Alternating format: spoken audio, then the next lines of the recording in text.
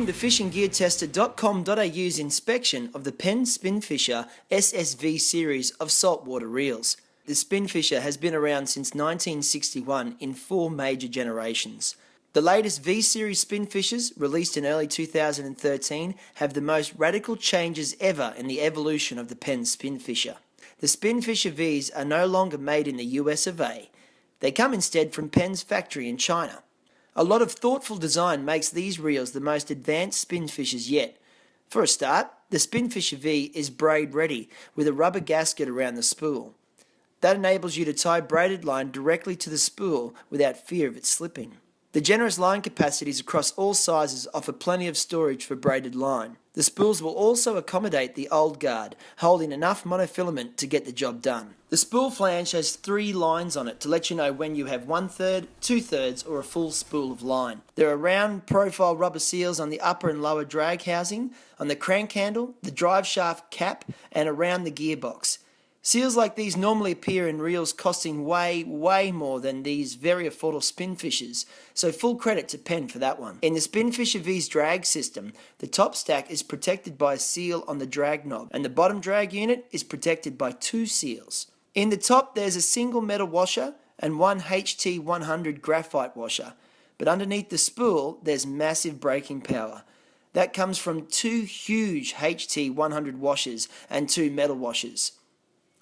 As you can see here, the drag capacities aren't as high as some of the competition, and some anglers might even be surprised by how much lower they are than a couple of the alternatives from other brands. However, each size Spinfisher still provides, in actual fishing terms, plenty of power to land good fish. There's a seal around the entire perimeter of the gearbox. It sits in a groove, and a good smear of grease will help make it a tight join with the side plate. Speaking of grease, blue Penn grease is abundant in the sample reel, and it's everywhere that it's needed.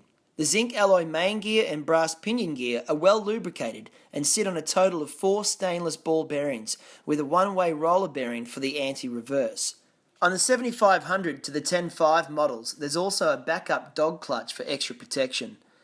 The gear ratios range from a quick 6.2 to 1, offering speed in the smaller sizes, down to 4.2 to 1 in the larger sizes, for when torque is more important to land big stubborn fish. There's a metal roller on the spool oscillator, and 2 screws fasten this slider into the stainless steel main shaft. Another 2 screws keep the upper guide firmly in place, so the shaft shouldn't twist during a fight with a big fish. The 9500 and the 10.5 models also have an even thicker drive shaft that's also supported at the rear end for extra strength. Larger sizes have a rotor brake to stop the rotor moving when the bail arm is open.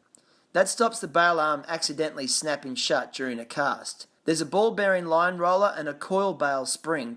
Other features include Penn's full metal body and rotor construction, plus a tough machined handle that screws directly into the main gear for a durable direct drive and firm cranking power.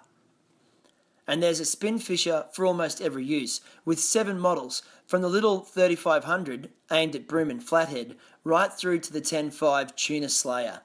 So that's the Penn Spinfisher V, continuing a 50-year tradition. It's not perfection, but for what you'll pay for one, it's pretty well up there.